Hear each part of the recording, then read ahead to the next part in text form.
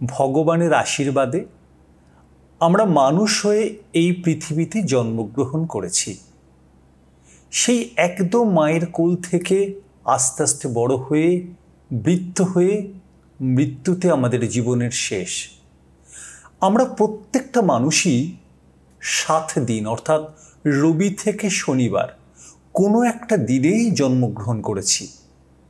আজ আমরা এই ব্যতিক্রমী ভিডিওটির মাধ্যমে আপনাদেরকে জানানোর চেষ্টা করব যে বার অনুযায়ী কোন কোন পূজা করতে হয়, অর্থাৎ আমি যে বারে বা যে শুভ দিনে জন্মগ্রহণ করেছি সেই দিনটাতে কোন দেবদেবীর পূজা করলে আমাদের ভালো হয়, আমাদের সংসার আমাদের চারপাশটা স্বস্তি শান্তি আনন্দে ভরপুর হয়ে ওঠে। প্রথমে আসি সপ্তাহের প্রথম দিন রবিবার। এই দিনে কোনো জাতক জাতিকা জন্মগ্রহণ করলে অবশ্যই ভগবান শ্রী শ্রী বিষ্ণুর পুজো করতে হবে। মন চাইলে ভগবান বিষ্ণুর যে কোনো অবতার যেমন শ্রীকৃষ্ণ বা ভগবান রামের পূজাও করতে পারেন। তবে হ্যাঁ, রবিবার সূর্য পুজোর দিন আপনি পরম নিষ্ঠার সঙ্গে সূর্য পুজোও সারতে পারেন। এবার আসি সপ্তাহের দ্বিতীয় দিন সোমবার। এই দিনটি কিন্তু দেবাদিদেবের। যদি সোমবার আপনার জন্ম হয়ে থাকে তাহলে কখনোই ভগবান শিবের আরাধনা করতে ভুলবেন না। এক মনে শিবের আরাধনা করুন, আপনার জীবন পরিবার চারপাশ আনন্দে ভরে উঠবে।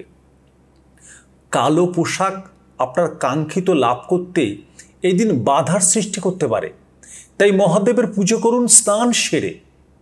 শুদ্ধ চিত্তে শুদ্ধ বস্ত্রে বেলপাতা গঙ্গা জল দিয়ে তার আরাধনা করুন, আপনার জীবনে সফলতা আসবেই আসবে। এবার আসি মঙ্গলবার সপ্তাহের তৃতীয় দিন। এই দিন আরাধনা করতে হবে হনুমানজির। এক মনে পুজো করবেন, কোনো দিকে তাকাবেন না। তবে হ্যাঁ, হনুমানজির সাথে সাথে এই মঙ্গলবারে গণেশ মা কালী পুজো করতে পারেন। মঙ্গলবার তো, তাই নীল রঙের জামা পরবেন না। হ্যাঁ, গেরুয়া রঙের পোশাকটাও শুভ কিন্তু এই দিনের জন্য। তাই মঙ্গলবার এই 3টে দেবদেবীর পুজোর পরে 108 বার হনুমান চল্লিশা পাঠ করুন, আপনার চারপাশ শুভের বার্তা বইবে। এবার আসি বুধবার অর্থাৎ সপ্তাহের চতুর্থ দিন। এই দিনে যদি আপনি জন্মগ্রহণ করে থাকেন তাহলে আপনার পুজো করার ভগবানটি হলেন গণপতি অর্থাৎ গণেশ। হ্যাঁ, মন দিয়ে এই গণপতি বাপ্পার আরাধনা করুন, দারুণ ফল মিলবে। ওং গাং গণপতাই নমঃ এই মন্ত্রটি শুদ্ধ চিত্তে শুদ্ধ বস্ত্রে স্নান সেরে 108 বার জপ করুন। অবশ্যই নানা দিক দিয়ে সমস্যা বাধা কেটে যাবে, জীবন আনন্দের হয়ে উঠবে। এবার আসি বৃহস্পতিবার। হ্যাঁ, বৃহস্পতিবার যারা জন্মগ্রহণ করেছেন তারা কিন্তু মন দিয়ে মা লক্ষ্মী দেবীর পূজা করবেন। দেখবেন সমস্ত সমস্যা কেটে যাবে। ধন সম্পত্তি অর্থ প্রতিপত্তি এগুলো বৃদ্ধির জন্য বৃহস্পতিবার মা লক্ষ্মীকে সকাল ও সন্ধ্যায় পরম ভক্তিতে আরাধনা করুন। এবার আসি শুক্রবার।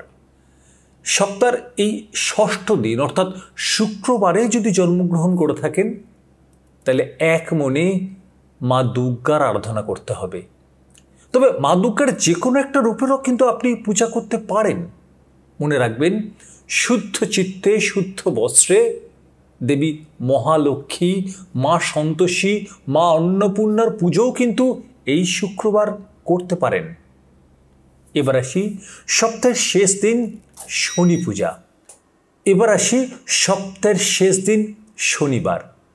এই শনিবারে যদি জন্মগ্রহণ করে থাকেন অবশ্যই শনিদেব দক্ষিণা কালী ও কাল ভৈরবের পুজো করবেন।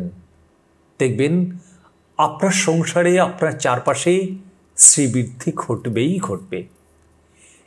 এই ভিডিওটি যদি ভালো লেগে থাকে অবশ্যই লাইক বাটনটাকে আগে ক্লিক করুন। আর এই ধরনের ভিডিও আরও বেশি করে আরও তাড়াতাড়ি পেতে হলে অবশ্যই আমাদের চ্যানেলটাকে সাবস্ক্রাইব করবেন। সবাই ভালো থাকবেন।